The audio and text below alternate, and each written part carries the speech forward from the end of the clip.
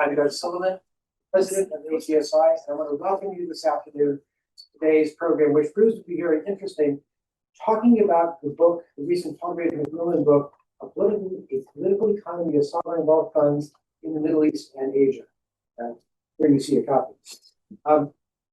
Right now, sovereign wealth funds are really, really important. If you look at the trillions of dollars of investment that have been pledged by the Gulf to the United States during President Trump's May visit, most of that is going to be administered by, come from sovereign wealth funds in the Middle East. And if you draw up a list of all of the sovereign wealth funds in the world, you will find that almost all of the big ones come from the Gulf or Asia, the topic of this book. There has been a lot more interaction between sovereign wealth funds, which has caused more interaction between countries or economic interplay or investment linkages. So this discussion today is very, very timely, and I think it provides you a lot of information. But before we reveal all the deep, dark secrets of sovereign wealth funds, I want to do a few housekeeping announcements. Today's program is on the record. It's going to be recorded and will be available on AGSIW's website, AGSI's website, agsi.org in a couple of days. We will be using ambient microphones during this, so please make sure to keep your conversations low and to a minimum, otherwise your latest medical diagnosis might we also have a few copies of this book that we will be able to, give to you for a small donation to AGSI, far below the purchase price of the book. And it may be possible also to arrange for a couple of the editors and authors maybe to sign the books if you would like that to happen. We have a spectacular panel here with us today.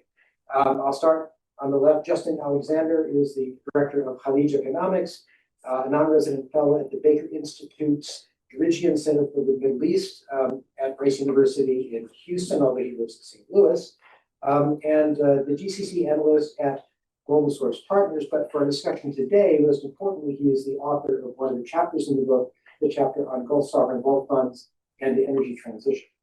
Next to him is Rachel Ziemba, who is the founder of Ziemba Insights. We see her I see her every place I go. Pretty much anywhere in the world, Rachel seems to be there. She's also an Adjunct senior fellow at the Center for American Security here in Washington. And she also is the author of one of the chapters in the book on co-investment strategies of Asian and GCC funds. Here next to me is Ehab Elsonbaty, partner in DLA Piper, focusing his practice on sovereign wealth funds, advice to governments and government projects, and Sharia-compliant legal services. He worked for a long time at QIA in Qatar, so has a lot of experience in sovereign wealth funds. Thank you for coming. And last but obviously not least, in moderating the conversation is the editor of this book and senior resident scholar here at AGSI, Robert Mogielnicki. So Robert, I will turn the conversation over to you, get out of the way, and you can your team can educate us on something like wonderful. Maybe one more housekeeping note. There will be a short reading comprehension assessment here before you enter the reception and enjoy the reception. It's really the only way we can ensure you didn't use ChatGPT to read this book and cheat on coming here with some knowledge. But okay, in all seriousness, thank you very much to the team here at AGSI and Doug for your introduction. Thank you for the contributors. And thank you for other speakers joining us as well. Why did we put this book together? Well, obviously, it's not a lucrative activity. It's not really even a time-efficient activity either. But it does reflect the hard work and the deep analytical dives that I think are required to grapple with complicated issues and fast-moving dynamics.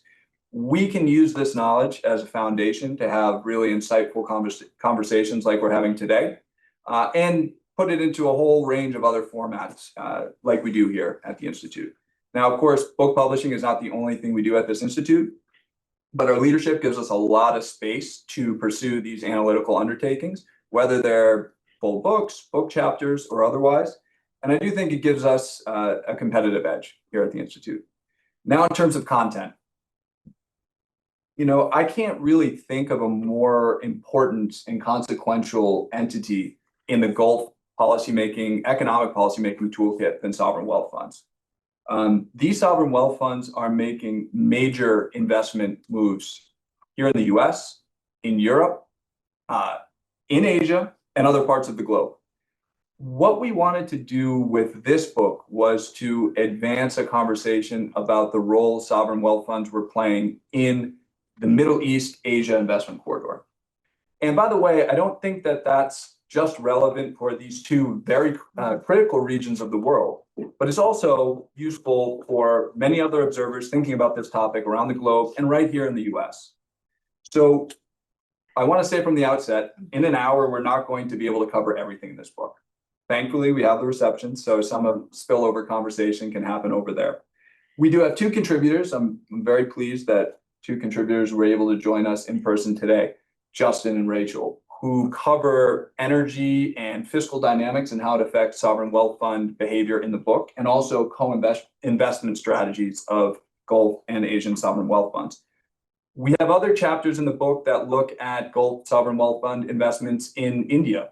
I wrote a chapter on Oman's sovereign wealth fund and how it uses joint venture strategies or joint ventures as a strategy to tap into Asian markets. And increasingly, we're starting to see the OIA use a similar JV approach to tap into and exploit regional opportunities. We've seen that in Turkey and also in Algeria recently.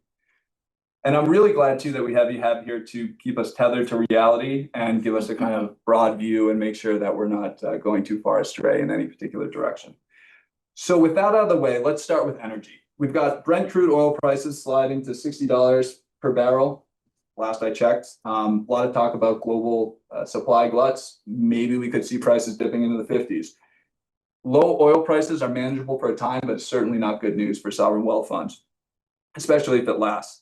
And also, there's a very different tenor to the global dialogue around the energy transition now than when we started this book project a couple of years ago.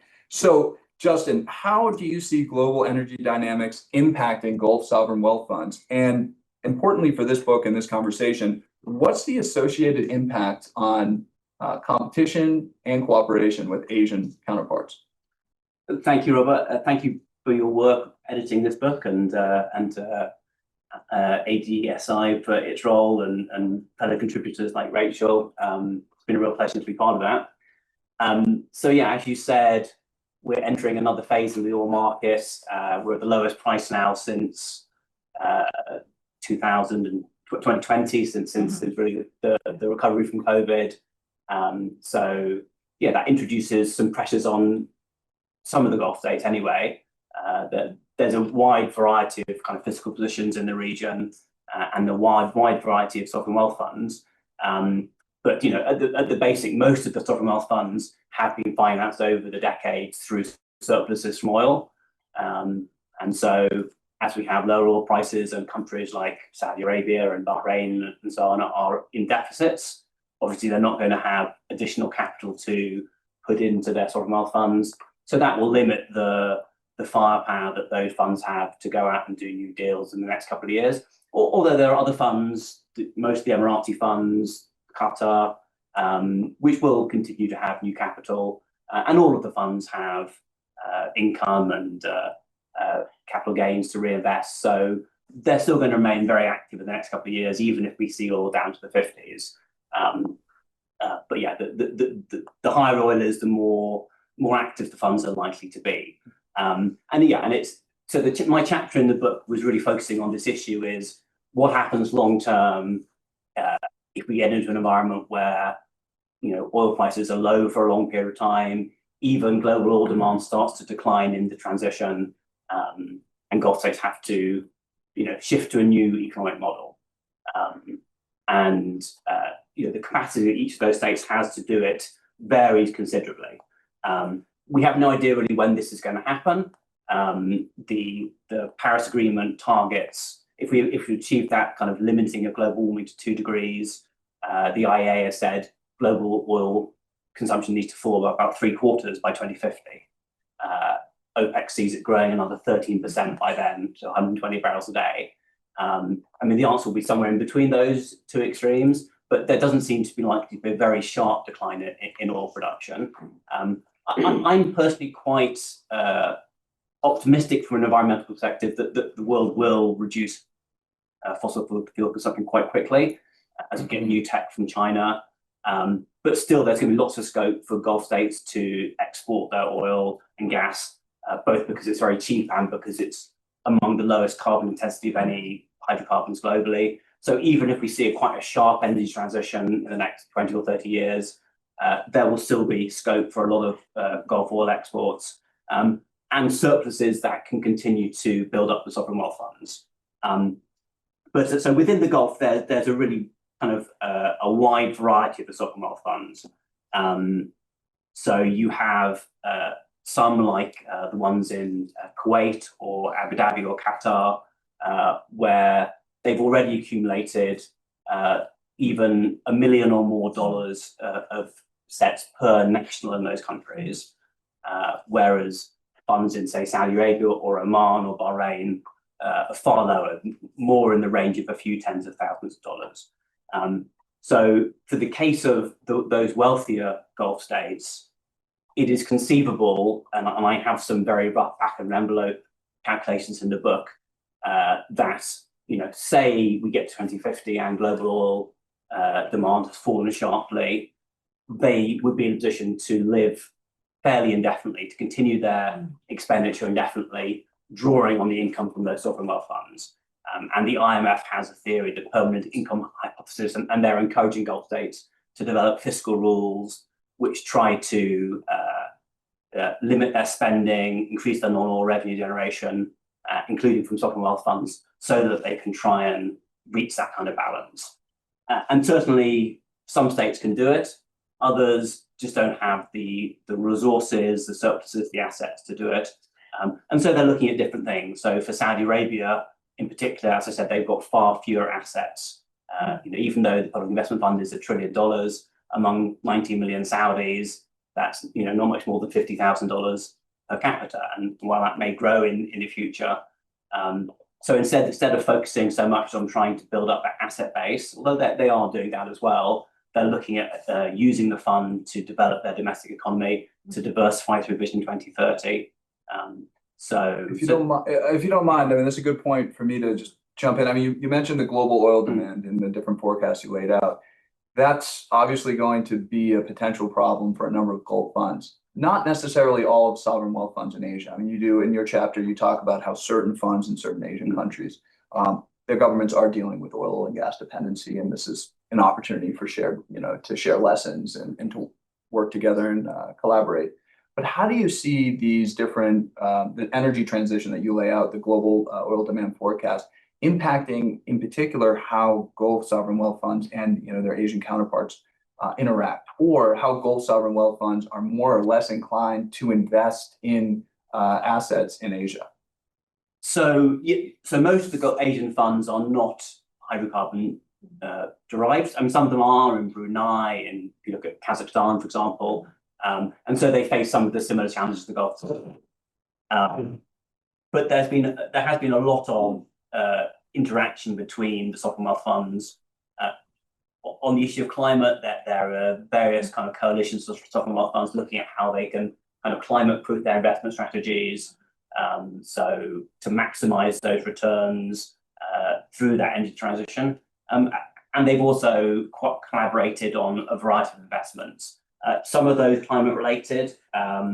So, for example, Mubadala and Singapore GIC recently bought a German firm, TechChem, which is involved in improving energy efficiency in real estate.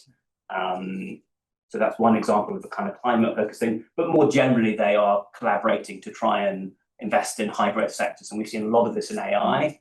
So there are some big deals that closed recently. The $40 billion buyout of Advantage data centers here. So that involved KIA in Kuwait, MGX, an Abu Dhabi fund, but also Temasek in Singapore and others. So that's collaboration here in the US. And there's been collaboration in Asia. The Public Investment Fund, as part of its diversification strategy, is in the process of buying Olam Agri, which is the subsidiary of a Singaporean firm owned by Temasek. And the Gulf states have even attracted Asian investment into their economies. So Aramco is in the process of developing its Jafurah gas fields, and the funds involved in that,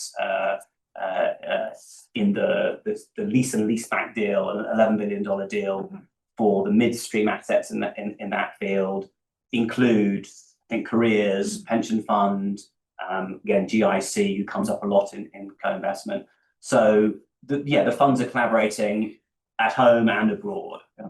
That's a perfect point to segue over to Rachel, because Rachel's entire chapter looked at co-investment strategies between Gulf sovereign wealth funds and Asian funds. So could you maybe lay out what the different categories of those co-investments that you elaborated on in your chapter, but then use that to bring us up to speed with where you see the kind of opportunities and pitfalls resting within co-investment strategies deployed by sovereign wealth funds in these two regions? Yeah, and I guess as I do that, and as I was listening to Justin's great remarks, and actually before I said that, thank you, AGSI, thank you, Robert, thank you for putting this together, for having your patience with contributors, but because I do think there's a lot of nuggets even for the changes that this puts down.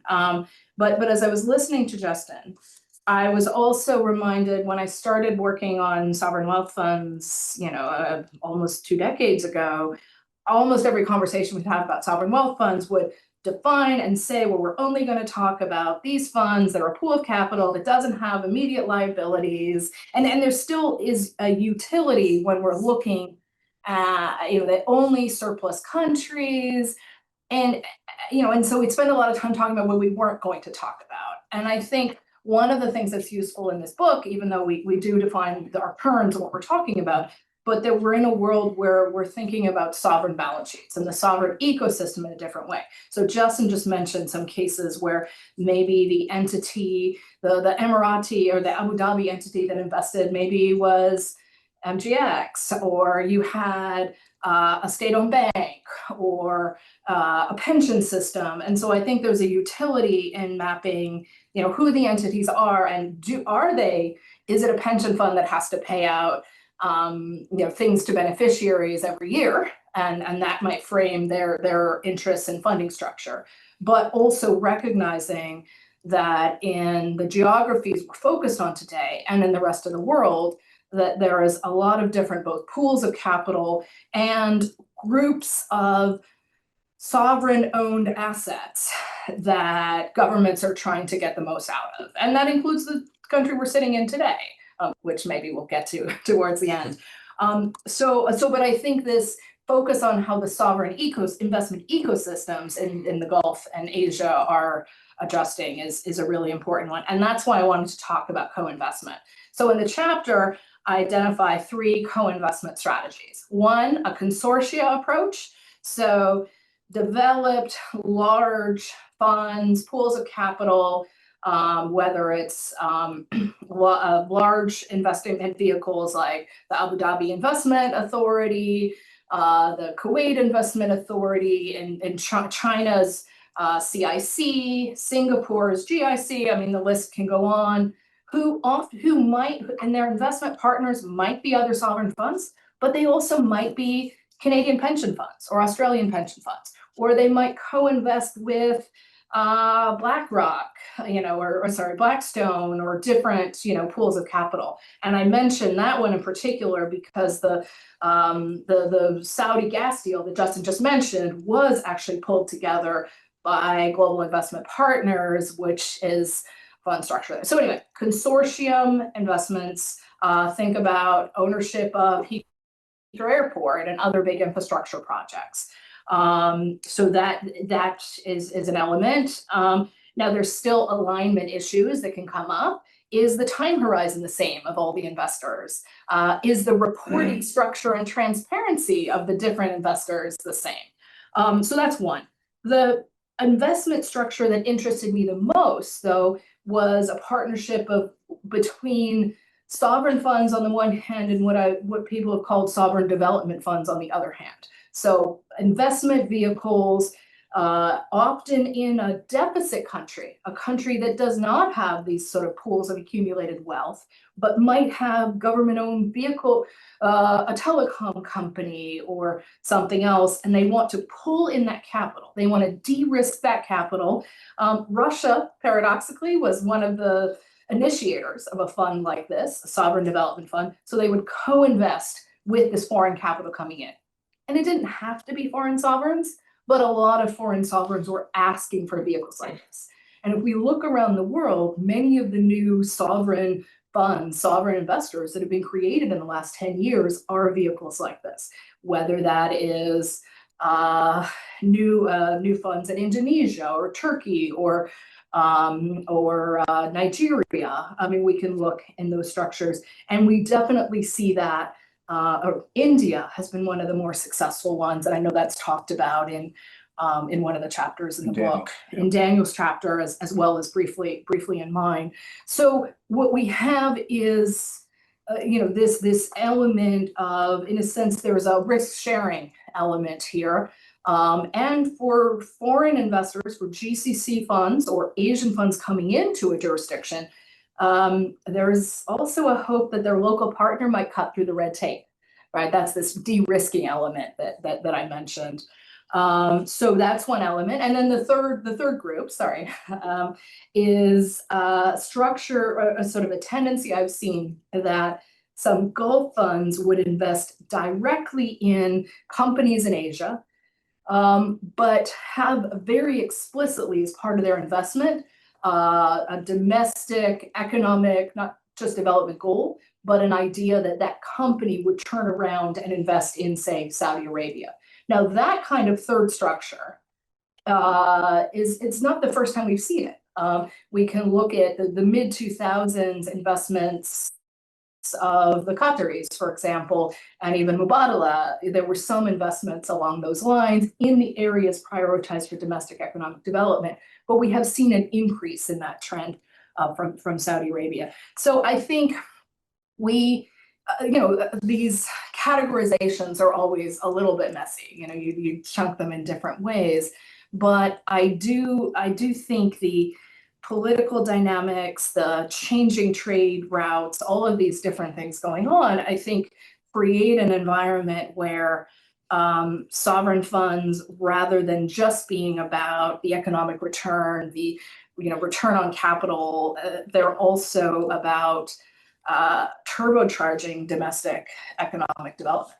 Yeah, and I should add that I grouped Rachel's chapter in the book with I guess it's chapter number 2, really the first main chapter after the introduction, by Elliot Hentoff, who takes 6 Middle Eastern funds and 6 Asian funds and looks at them over their investment behavior over a period of about 2 decades, with the goal of trying to determine whether those funds behave more like peers or more like competitors. He ultimately concludes that even though these funds are, emerge in different regions and in most cases have different origins of their assets in their portfolio, that they actually behave more like peers than competitors.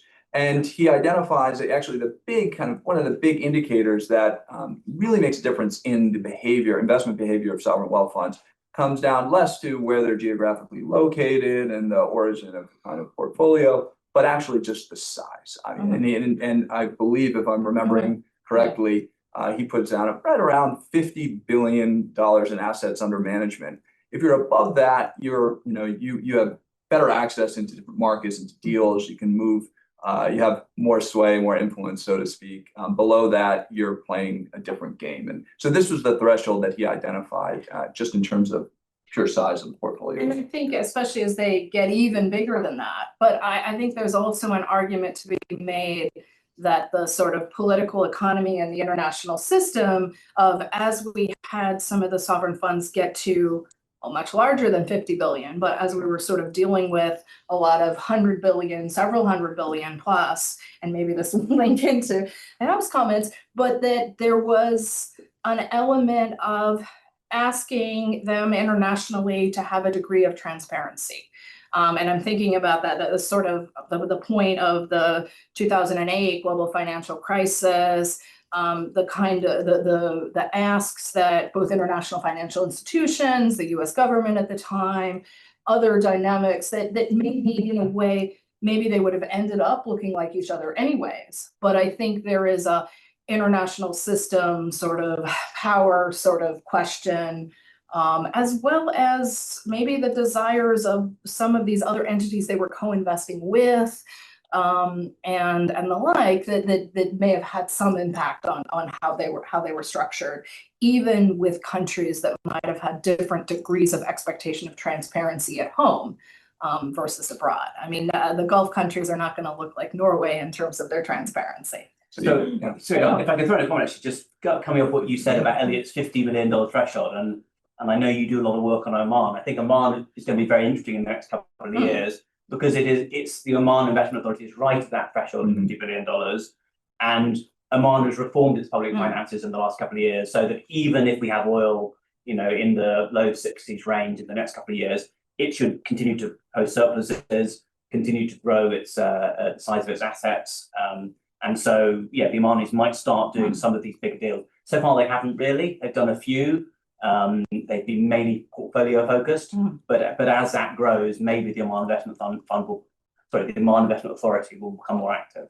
Yeah, good point. If you're interested in the OIA, there's one chapter in the book just on that, and I know the author. Okay. We all know the author. Rachel brought up some of the tough questions, transparency, corporate governance issues as well. So I'm going to, because you were so patient, pass the difficult questions over to you, Ehab. Look, you have the Santiago Principles, associated guidelines. How are they holding up today? And do you see them, and what kind of trends are you seeing that can help us understand whether it's sovereign wealth funds in the Gulf and ideally also in Asia too? So give us a good broad view on that. Thank you very much, Rob. And congratulations for the hard work for you, Rachel, and Alex, for all what you have done. And thank you very much for hosting us, Raymond, Ambassador, and the organization. Well, like it was a very interesting observation to see how sovereigns has evolved from the situation where at 2008 and the years before that, they were looked at as very interesting figures, like and many financial institutions were asking, okay, how were they established, how they are governed, how are they receiving their funds, how are they divesting, and so on and so forth. And like, I don't know how much are the audience aware of the normal classification of sovereign wealth funds, but generally speaking, and maybe this is, again, is going to be developed and evolved, they are mainly future generation funds or stabilization and monetization stability funds or pension funds. And the common thing between the three categories is that they have a lot of cash and they have to invest it, of course, according to the specific investment strategy, the asset allocation strategy from a geographical perspective and from an asset allocation perspective, the risk appetite and the views and so on and so forth. And then as they were getting into the situations, the financial institutions were worried. They are coming, investing in billions, buying very strategic assets in our markets. And how are they going to affect our financial and economical situation? What happens if they decide to liquidate or divest at any point, and so on and so forth? And therefore, it is not a surprise that the driver for the Santiago Principles was the World Bank. The World Bank gathered the stakeholders. I had the honor to be one of the people who were contributing to the comments and so on and so forth. And they drafted what is at that time called Santiago Principles. And the idea of it is they were telling the sovereigns, tell us what is your DNA. We understand the companies, they have articles of association. We understand the partnership, they have LLP agreements. What are you? And what are the regulatory systems that you are compliant with? Because as you know, most of the sovereigns, they will be established by a presidential decree or by an Amiri decision, or by a royal decree.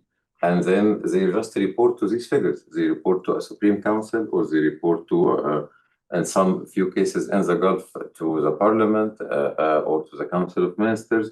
But at the end, there is no regulatory authorities that are going to look at them.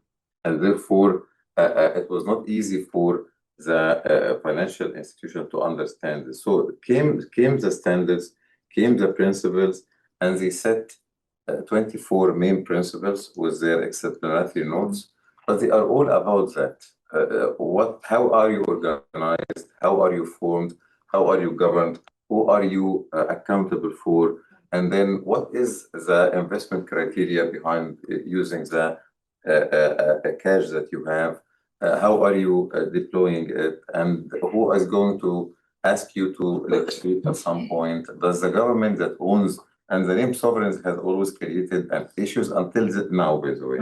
Until now, when we do deals on behalf of the sovereigns, many entities that have not yet encountered or dealt with the sovereigns, they will ask, does this mean that you are immune? Give us like a waiver of sovereign immunity, and all the questions that we are still asking until now.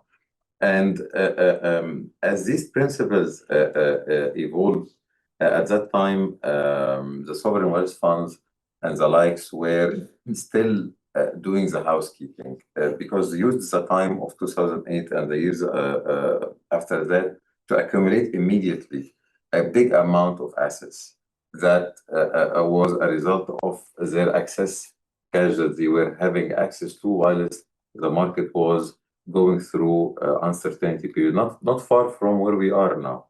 For instance, now we see the deal flows in the US side and the European side slowing down, whilst our clients and friends from the sovereign wealth funds, especially from the Gulf, are consistent in their investment philosophy, aggressive in what they do. But because mainly, of course, as we all know, most of them, they don't have immediate use. Of course, there is a factor that they will now contribute more to the national development project and programs, which is taking a lot of their liquidity and so on and so forth. And it is interesting to note, and this is common in the GCC countries, that when they set the budget, the annual budget, you will see that they always set it according to a certain price of the oil. I have seen it in some countries being very prudent at 45 or 50. So anything above that is a surplus. And I have seen it in other countries being pushed until 90, which is a very aggressive figure as well. And of course, if you become below that, you will be in a deficit situation. However, again, being in a deficit compared to an annual budget situation doesn't mean that by default you don't have to invest. You can always go and borrow, and borrowing is not like something wrong as long as it is monitored and controlled, and you may get some access to cheap money, but you can then allocate the surpluses for investments and for allocations. Can I press you on that allocation point though? Because you mentioned the growing domestic needs that a number of sovereign wealth funds are, have in their as part of their broader portfolio and their mandate. They are also globally diversified investors, and you mentioned tapping into key markets around the globe. But you spent a lot of time engaging with Qatar Investment Authority. I've looked at a number of different sovereign wealth funds and heard from a lot of sovereign wealth fund officials that they are interested in growing their assets in Asia. You hear a lot of figures thrown out, 25% of the portfolio over the next couple of years. When you dig down into the annual reports, though, and you see the geographic breakdown of assets, a lot of times it's in the single digits, sometimes 1%, 2%, 3% in Asia Pacific total. So I know you have experience in the QIA side, but also broad-based experience with sovereign wealth funds. Where are you seeing the kind of priorities in terms of the geographic distribution of assets? Have you seen any shifts over the period of time that you've been following sovereign wealth funds? And where does Asia stand now? Is some of that rhetoric, do you expect it to come to fruition, or do you think that there's going to be a lot of challenges and we're going to see a lot more investment still being deployed in the kind of traditional markets that that sovereign wealth fund officials have become accustomed to? Sure. Thank you very much for this question, Rob. And let me clarify something. Of course, now being a partner in the global law firm, DA Piper, we serve all our clients on the same distance. And of course, like QIA has a great dear place in my heart, having served there for 17 years and so on. But like, let's talk generically. Sure. Any sovereign wealth fund, as we have said, generally speaking, that doesn't have any immediate use. And it's all about investing the surpluses for the benefits of the future generation and using the money in cases of a crisis or need to stabilize the market, or as our Turkish, Egyptian, you mentioned another example, Rachel, about the value creation models where they have some government-owned assets, but they don't have any surpluses, and they try to optimize that and create a value creation model, as we have seen in the example of Turkey or Egypt. But let's talk about those who have excess cash. How are they going to use the money? They have, by default, an obligation according to their shareholders, being the people, the nation of any country, ultimately. Although, of course, they are accountable to a certain authority at some point, to diversify the money. And guess what? The money will keep coming.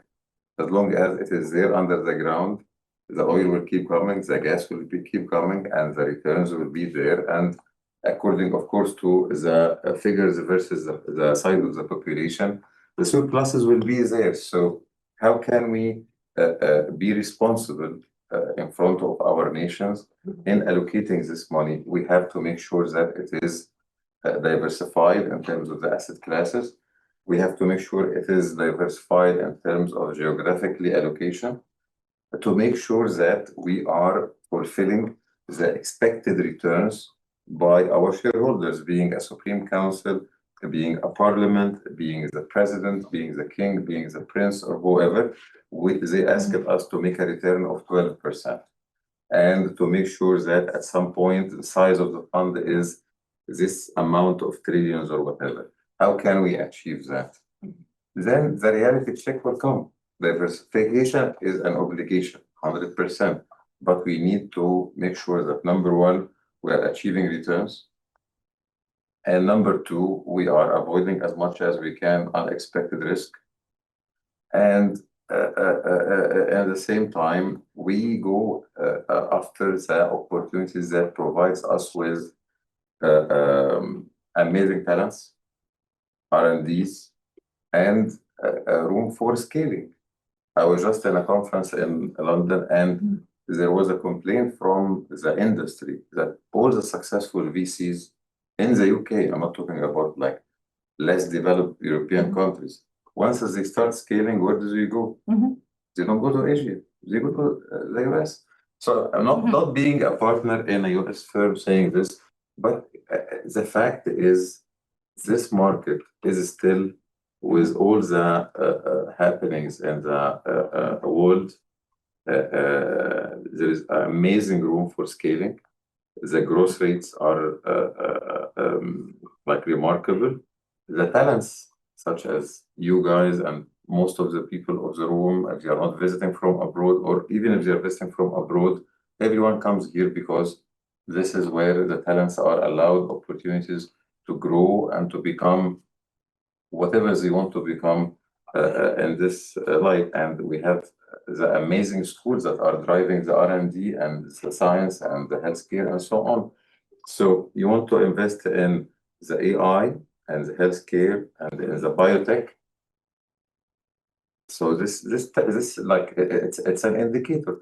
At the same time, you go there and you find that there are some, and we have to give the credit to the visits that the president has done to the region, where U.S. President Donald Trump. Yeah, just to clarify. we are here at least to we're only one president. So that is something, but at the same time, in addition to this fact, you will find that the sovereign funds of the GCC are now very sophisticated. Mhm. The local talents in these countries are very well educated. They have done internships in most in very sophisticated investment banks and law firms, depending on the specialization. And now they left the situation where they were sitting in the student seats, where they learn about the corporate governance and you tell them how to allocate the assets. And now they are leading deals. They moved from the investing in the LPs and accepting the return of the LPs, and now they are looking at investing at the GPs. And now they enter these kind of platforms and they impose their terms, they impose their requirements. So I don't want to manipulate all the discussion, but I want to say that like investing in Asia is existing, and it has to be happening according to the investment philosophy and the diversification. But in the same time, with all what I have said, I also have to give the credit again for the administration because of the invest in the US memorandum, where the sovereign wealth fund of the region specifically were encouraged to invest, and they were given something called fast track. He allowed them to apply to get a fast track process in CFIUS and in other administration departments to be allowed to bring more investments. So if you look at the other barriers on the Asian level and versus the regulatory facilitation for the friendly sovereign wealth funds, in addition to the attractiveness and the amazing ecosystem environment that is provided for investing in the US, the balance will be not easy to achieve. I start off my I know class. that you are a big fan of Asia, but like No, I mean, I start off my class on China Middle East relations, saying that the U.S. is going to loom large in this class and this conversation, and it does. It loomed in this book as well, and it's definitely part of If we were this writing it conversation. today, I feel it'd loom even So larger. on that point, and macroeconomic risks, I'm going to ask you, Rachel, about the global trading system, because some of the decisions that have come out of the White House have certainly created some reconfigurations and changes in the global trading system. Have you seen that impact Gulf sovereign wealth funds, Asian sovereign wealth funds, investment behavior or decisions? Not in very measurable ways yet. I think people are looking. I mean, I'd be interested in Ehab's comments about where fast track is. I mean, I've heard a lot of comments about fast tracking those investments, and I know that I've spoken to folks at Treasury about how they're doing it. Of course, and it's not just a factor of being in a government shutdown, that CFIUS processes CFIUS reviews still have to be filed, but are not meeting about it. So there also might be even more of a lag. We're coming off of, last year, especially when I would go to the UAE and I went a couple of times in the fall, the two big issues that were in focus were, when are the chips going to come? Which they're still not fully coming. Anyway, side note. The other one was, what about the CFIUS reviews, particularly of sovereign investments in the US? And there, it wasn't just that they were sovereigns, it was also the China links. And I would still think some of the potential China technology links would still be some red flags. I think this administration is both thinking about remapping trade, but is really trying to use trade as a weapon to bring in investment. And there are areas of fast tracking permitting in key areas in oil and gas and in mining that I think make that investment more attractive. I could wish that permitting also was sped up on renewable energy projects as well, and that it really was an all of the above energy process, as I think even some of the Gulf and Asian investors would like to see in the US. But regardless, I do think there's a mixed story. I think in a way we have to broaden the aperture and include Europe in thinking about also how the trade patterns are being rerouted. Because we saw very early large investment pledges from GCC countries, and then we've seen a little more detail and different across all the different trade agreements with Japan, with South Korea, with the EU, these ideas of planned investments, and even in yesterday's deal with Australia, its desire is to sort of pull in that investment. So I think there are policy changes on the investment side, fast track. There are policy changes relating to corporate tax and and other things that are also pulling in capital into the US. And that, I think, is prompting people to sort of look at things in different ways. I think there are subsectors that are more attractive and less attractive. Now, if you were thinking about certain energy projects, renewable energy projects, maybe some of those have gone on hold, but others, natural gas, people still sort of moving ahead. I think there is a lot of interest at home and abroad on anything linked to data centers and the energy infrastructure there. But so I guess I'm really watching as well for the follow-up meetings, whether the Saudi officials come to DC next month. Is there more details on what that investment plans are going to look like? What's the comfort level of the US government in accepting what sort of foreign investment in what sectors, especially strategic sectors? So I think for me, it's sort of a mixed story right now. I think there's also a big question as the tariff policies are shifting, but this question mark about some investment in areas with slightly lower tariffs, and thinking about not transshipment, but thinking about, in a way, there's some thinking about companies, say in Southeast Asia, where you already saw some migration of value chains. I can see some trends that's increasing. And then I also hear about company, sort of sovereign entities thinking about taking advantage of other, sort of trade and non-tariff barrier reductions, not relating to the US, but relating to bilateral agreements. I continue to watch in the countries where the UAE signed SEPA agreements, for example. Some are bringing more returns than others, but there's strong government to government links, which could lead to more development investment. Yeah. You mentioned renewables.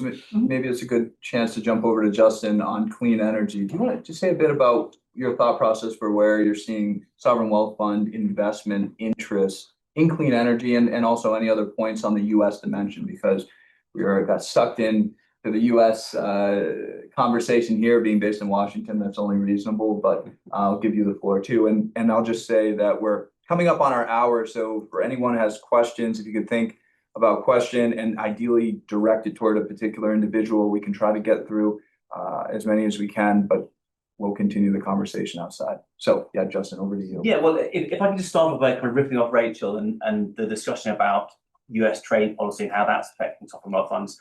I mean, I think one of the most significant developments in the last couple of months has been a thing called the Future of Investment and Trade Partnership, which was a group formed by the UAE and 13 other small, medium-sized countries, including Singapore, New Zealand. I think maybe there's some others in Asia, and I can't think offhand who they are, but a global grouping. But and although the focus is partly on goods trade, and these are very open economies that are committed to free trade, it's also on setting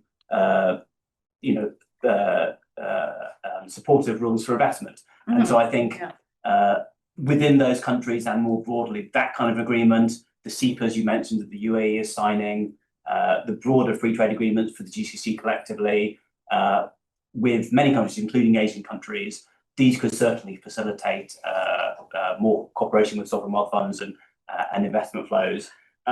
In terms of the US and kind of clean energy, or the US in general, so the Gulf sovereign wealth funds are very heavily allocated to the US, some of them more than 50%. And that's part of the reason many of them have done very well and grown their assets. And that's been a successful strategy. But going forward, there's a question there. Is there a market bubble here in the US? Even if there isn't, do they want to diversify into Asia and other places? It's a balancing act, and I know there's an expectation here after Trump's visit to the region in May and pledges for significant deals, including investments for more Gulf investment in the US. And there is certainly there's a lot coming through in certain sectors, in AI particularly, not so much in renewables, which is a notable change in the administration, because the UAE had forged an agreement with the Biden administration to invest $100 billion into renewables in the US, also in Africa and other places collectively. It was never exactly about how it was working. That has gone silent, and I suspect it's not operating now. But the Gulf states are continuing with clean energy investments through the sovereign wealth funds and through their state-owned enterprises. They see this as an area of value creation. They see it as a way of supporting partners. Here in the US, Masdar bought one of the largest renewable generators, Djerejian. You have Altera set up after or during COP28 in Dubai, which is talking about trying to mobilize, whatever that means, $200 billion of clean energy investments. And they're partnering with US investors like BlackRock, like Brookfield. So even if there's no direct involvement with the administration, I think the Gulf partnership with US investors in this sector will continue.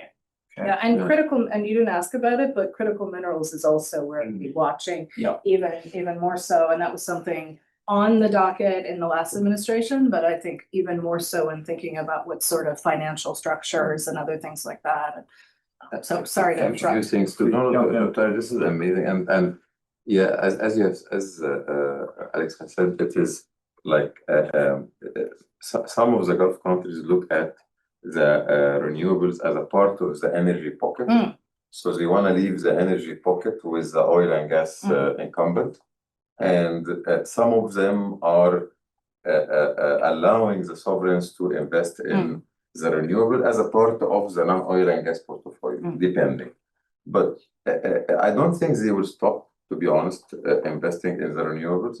The thing that I just want to add is, as we said, from 2005 and 8, the growth that we have seen in the accountability, the transparency, the corporate governance, like I tell you something, PIF being one of the largest sovereign wealth funds in the world is not even a member in the IFSWF, which is the oversight like organization of Santiago Principles, but they voluntarily are disclosing their financials and their reports as of 2022 to the public without a specific obligation. But this shows the sophistication is going in that direction. In line with that, and also to complete the picture in relation to the renewable world and the clean energy things and so on, is also another important commitment to the ESG and the impact investments. The same founding members of Santiago Principles gathered during the COP25, COP28 have seen the establishment of Altera with the initiation fund of 30 billion that can be mobilized to 200, as you have said correctly. But these principles were signed by mainly the Gulf sovereigns, and I think at that time New Zealand, to form the 6 founding members of what they called at that time One Planet Framework for Sovereign Wealth Funds. And the essence of it is to include the principles of ESG into the entire life cycle of the investments, from the sourcing to the diligence to the negotiation and the execution, and most importantly in the portfolio management, being voting, investment executions, and so on and so forth, and then later on also the divestment. And now maybe this is even more popular than Santiago Principles. Last time I checked, I didn't find any sovereign wealth fund in the world, not only Asia or the Gulf, but also Africa, Latin America, is not a member and effective member to these two. So even if the momentum of the renewable and the clean energy is not as high as before for some reasons here or there, I don't think that the focus on the ESG and the commitment for sustainability will be undermined from at least the Gulf sovereign wealth funds. So really, yeah, that's an important point. I don't want to shortchange this questions from the audience. We'll do our best to get through at least a couple here, and then we'll continue the conversation outside. So, Adnan. I've listened to you. I'm now wondering, there is pressure from above or below to change the governance practices and principles for sovereign wealth funds, including changing them in the Santiago Principle. Thank you. Can I say something on that I hope will partly answer the question? Yeah. Give me No, no, no. give me only the easy You question. can jump in now. You can tell me where I'm wrong.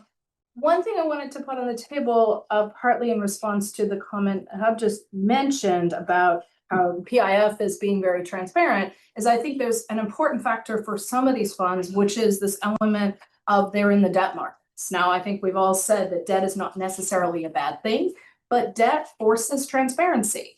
If the PIF is issuing debt, if Saudi Inc. is issuing debt, and it is, then there are bond prospecti that go out and there's information. I always found when we were starting out and looking at Abu Dhabi Inc., it would be because of the Mubadala bond prospectus that we would learn other things about the structure. And there was a degree of transparency that came, not just from the Santiago principles, but from the Dubai debt crisis and those elements.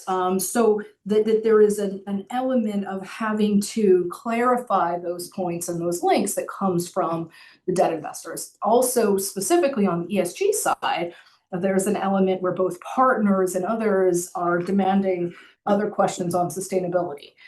There's interesting questions about how many sovereign entities as well as other entities will continue with their sustainability reports. Is an open question. I think that will likely continue, but I think there are trends that are happening that are already shifting, and then demands. I think it probably depends by country how much above, sort of from below demand there is to change these. I know there have been initiatives to change and adapt the Santiago principles. My sense is that hasn't gone very far because then different people have different reasons on how they would like to adapt it. And, even within the IFSWF, you have quite a range of different entities at play, not only the universe we've talked about today, but I do think that that factor. And then from those receiving the capital, I think there have been different demands. And there's other demand from, we're in a world where sovereign funds for a long time have been scrutinized about what's your funding structure, who are your counterparts. But we're now in a world where corporations are being asked about that, where companies themselves have to look at their supply chains and who their supplier is, not just for Chinese and Russian links. So I think there's a lot of need to better understand those counterparts, but maybe Ehab or Justin have more conversations on Santiago principles. Yeah, very quickly to add, thank you very much for the question. I think instead of being stuck to the term of Santiago principles, because the idea is not Santiago principles, the idea is to achieve better governance and transparency and to being open to open your books for the world to know and to understand through different means and perspectives, what are you doing and how are you managed and how are you run and so on and so forth. And the example is the Norwegians, there is no one better than them. They said they were founding members in Santiago Principles, and they said to us, what, we think we are over compliant, we're out of the IFWF, and no one can really say that they are not the best in that term. So I think, to be honest, the balance is between these two things. First, the sovereign funds of the GCC and even Khazanah, for instance, they announced recently they will have a portfolio for economical return and investments, and a portfolio that they call the strategic portfolio for the national impact projects and so on and so forth. So the Saudis, the Qataris, the Malaysians, and so on have realized the fact is that we cannot have all of this wealth all only directed outside for the return and the future generation and so on and so forth, but we can also impact our economy. But guess what? They have been transparent about. So they disclose that, and they have announced all their projects, and they amended what is needed for their Amiri or their royal decisions and so on and so forth. And it has resulted in what we see now from very clear strategic initiatives where they Emirates, for instance, have done a great job. Like they have their own local impactful national projects portfolios, whereas they have the international investing arms in the same time. So I think the balance is between, if you're doing something, just be transparent about. And this is what they have been trying to do, that, and being in this advanced level of their corporate governance, I think they succeeded to tell the world what they are trying to do now. Okay, it's great. But let me just get any other questions that are in the audience, but we can circle back for a last word, Justin, with you, where you can jump in with that comment. Yeah. I have a quick one. Directed to Rachel. As you can tell, my voice is not from here. I'm from Australia originally. But my background is private equity, tax, that kind of thing. I think we know that sovereign wealth money is no longer patient capital, it's active capital. Can you speak a little bit as to how that plays out in terms of the operations at the management and executive level? So whether it's a minority investment, controlling investment, full takeout, just what you're seeing as part of these co-investment structures. Yeah. I think we're seeing quite a wide range, and then that depends a bit on which fund, doing it. I mean, I think a few of us might have alluded to the fact that sometimes not only investing with an umbrella, but also some of those umbrella organizations and private equity firms are those that themselves have sovereign fund investment. And so that trend of, to what extent are you investing in that to get access to that deal flow more quickly than others. One of the trends I'm seeing, and I guess we see it maybe more in the Gulf than in Asia per se, but is this element of having not say sub-funds, but areas that are very focused on a sector or geography. I mean, Justin alluded to it in the context of some of the renewable energy entities, though I wonder every time Abu Dhabi seeds all these different funds, at what point they're going to bring them back in and reorganize them. So in those cases where there's a desire to build a technology stack, I would see more different, more greater involvement. It depends on the country, the recipient country as well. What's the regulatory structure? Financial investments in the financial sector, there's a lot of regulatory questions about how far one can go in acquisition. So I hate to have the answer be it depends, but the rest of the panel may have opinions about that. Why don't I, since we're running over time, Justin, I'm going to give you the last word. And we also are receiving some kind of notification that the reception's ready with the beeping over there. That was the right on the hour. So let me, Justin, last word. I know you wanted to pick up on a point that Ehab made or respond to another question. Maybe give us the final bit, and then we'll segue outside and we can continue the conversation. Okay, thank you. So I find what I'm going to think about, and this riffs off some things that Ehab and Rachel have both said, is the role of the debt capital markets. And it is super interesting that sovereign wealth funds are issuing bonds. That provides a lot of transparency. I dig through those prospectuses and you learn about what the funds are doing, how they relate to their sovereigns, what payments they've made into budgets in the past, what their long-term goals are. So those are very interesting for transparency. Also, the fact that they're issuing, for some funds, it's because the sovereign hasn't got spare capital. So this year, the Public Investment Fund has been a very major issuer of a debt to finance its operations because it hasn't been able to get transfers from the sovereign. And interestingly, there's a link here with Asian funds, and because a lot of the buyers of Gulf debt, whether it's issued by the sovereigns or the funds, are Asian investors. And indeed, there are kind of Formosa issuances in Taiwan, and there are even direct, I think the Public Investment Fund issued in Yuan this year.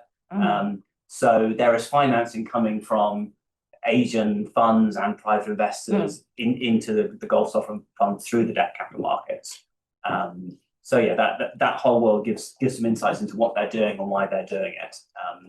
And be great to chat to any of you folk afterwards, and any questions that didn't come up, please grab us. Yeah, why don't I just take this opportunity to thank you very much, both contributors, Thank you. speakers for joining us, and everyone else who also showed up after what was a very busy week last week too. So it looks like you weren't completely tired out.